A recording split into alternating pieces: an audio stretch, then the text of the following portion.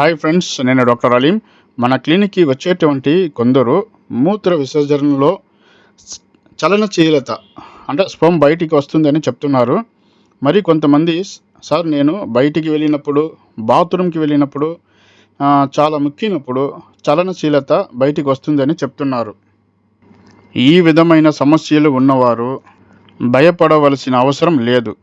ముఖ్యంగా మనము తెలుసుకోవాల్సినది ఏమనగా, మనకి చలనశీలత వచ్చే ద్వారము, మూత్రము వచ్చే ద్వారము రెండు వేరువేరుగా ఉంటాయి. సో ఆ విధముగా రావటం అవకాశాలు తక్కువ. ఎందుకంటే మన వృష్ణాలలో స్పర్మ్ ఉత్పత్తి ఉంది. దాని ద్వారా మాత్రమే వీర్యం బయటికి రావాలి.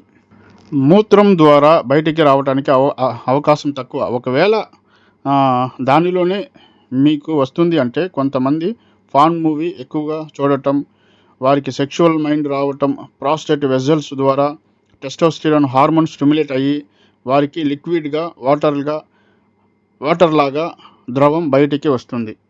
సో ఈ విధమైన వ్యక్తులని గమనిస్తే చాలామంది ఫీలింగ్స్ ద్వారా వచ్చే ద్రవం స్పర్మ్ అని చెప్పి అనుకుంటున్నారు. అది మూత్రం ద్వారా బయటికి వస్తుందని అనుకుంటున్నారు. మరి కొంతమంది బాత్రూమ్ వెళ్ళినప్పుడు చాలా ముక్కిపోతారు.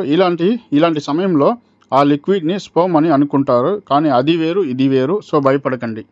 అదే విధముగా చాలామంది ఫోన్లో ఎక్కువగా మాట్లాడుతుంటారు. వివాహం కాని వారైనా, వివాహం అయిన వారైనా మామూలుగా వారి పార్ట్నర్తో మాట్లాడేటప్పుడు వారికి సెక్షువల్ మైండ్గా డైవర్ట్ అవుతుంది. హార్మోన్స్ స్టిమ్యులేట్ అయినప్పుడు ఈ విధమైన ద్రవం బయటికి వస్తుంది. సో దీనివల్ల ఎవరు భయపడవలసిన అవసరం లేదు. అదే విధముగా మీకు ఇలాంటి సందేహాలు ఉంటే మన ఛానల్ని సబ్స్క్రైబ్లో నా కాంటాక్ట్ నెంబర్ ఉంది, నాకు కాల్ చేసి క్లారిఫికేషన్ చేసుకోవచ్చు. ఇంకా చాలా వీడియోస్ ఉన్నాయి. ఛానల్ని సబ్స్క్రైబ్ చేసి చూడండి, మీకు చాలా ప్రయోజనకరంగా ఉంటుంది. ఇలాంటి ప్రాబ్లం ఉన్నవారు రాత్రిపూట మంచినీళ్ళు ఎక్కువగా తీసుకోండి. అదే విధముగా ఫ్రూట్స్ ఎక్కువగా తీసుకోండి. నట్స్, వాల్నట్స్, బాదం ఇలాంటివి ఎక్కువగా తీసుకోండి. శరీరం బలంగా ఉంటుంది. రాత్రిపూట అలసట, నీరసం, ఇంకా మోకాల నొప్పి లేకుండా ఉండటానికి ఈ విధమైన ఆహారం తీసుకోండి. అదే కాకుండా చల్లదనం ఇచ్చేటువంటి పాలకూరలో ఫోలిక్ యాసిడ్ ఉంది. శరీరాన్ని చల్లదనం పరుస్తుంది. ఇది చాలా ముఖ్యమైనవి. ఇంకా మరియు బత్తాయి, ఆరెంజ్, దానిమ్మకాయ, రెడ్ బనానా తీసుకోండి. ఇవి ప్రకృతి పరంగా మన లోపల ఉండే వేడి తక్కువ అవుతుంది. సో కొబ్బరి నీళ్ళు, మజ్జిగ చాలా చాలా మంచిది.